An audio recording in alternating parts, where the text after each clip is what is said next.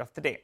But let's get you that promised exclusive then. My colleague Parikshit, he had a chat with the newly appointed MD and CEO, Mr. Arnab Banerjee of CEAT. He says that the internal succession plan has been in the works for a while.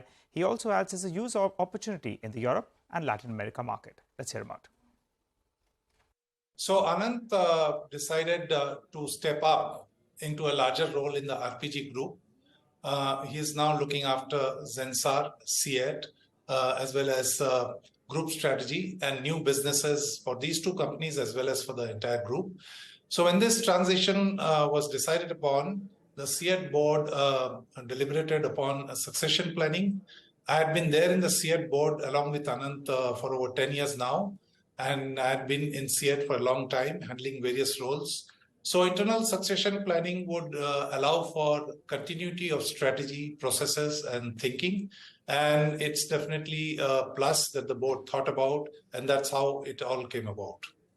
Right. So you're saying that this had been in the works for some time now? Yes, as I said, I've been part of the board for a long time, handling various roles and responsibilities along with Anand. And most of the stuff in terms of strategy, purpose, vision of the company, we're a TQM-based organization.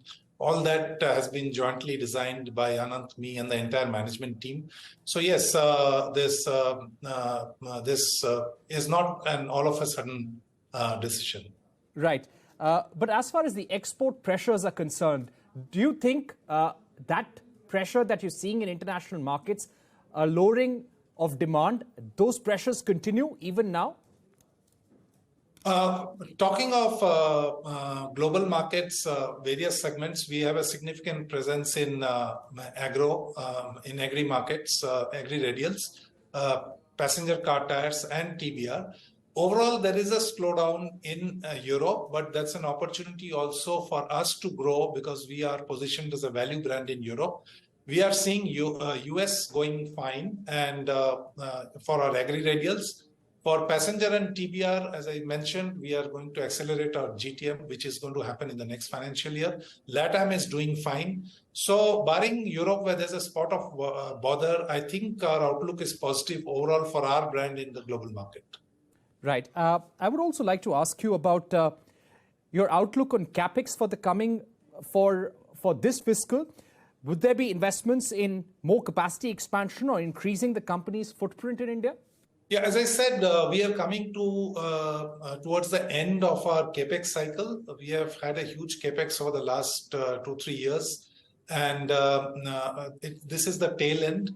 Only capacity expansion that is going on is at Ambernath in Maharashtra, which is the agri-radial capacity, where we are expanding to about 150 tons per day. Apart from that, it is an opportunity for us to use up our expanded capacity and go for growth. So no fresh capacity apart from Ambernath that is coming up in this financial year. All right.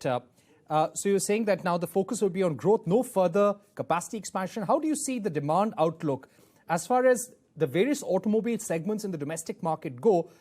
Do you see a softening of demand in any of the segments?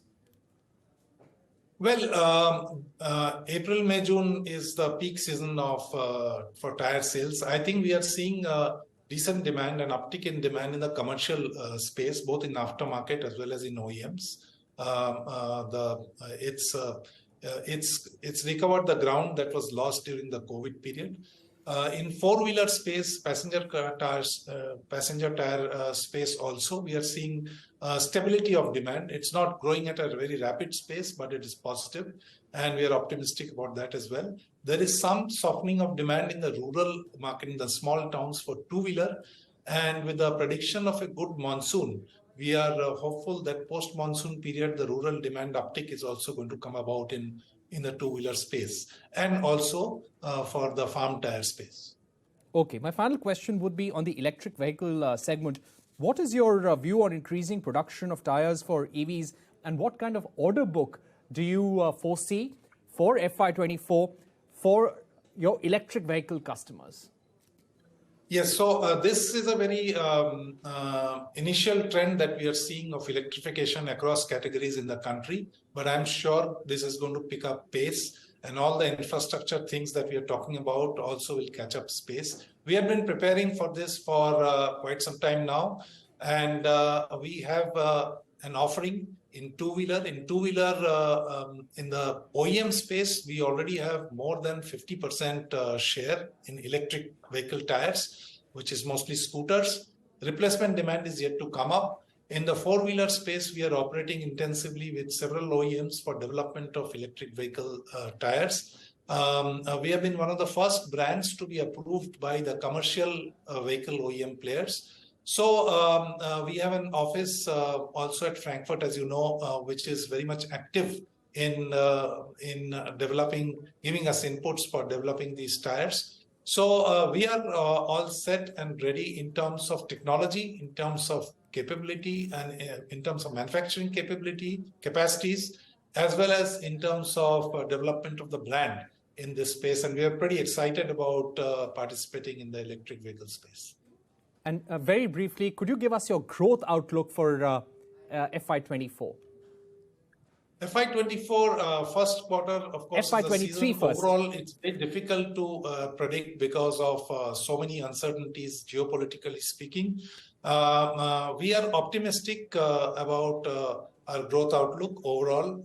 I think there's going to be a better year in terms of top line over the past year. All right, that's the management of CEAT, who is discussing and talking about the way forward for the company. Nothing much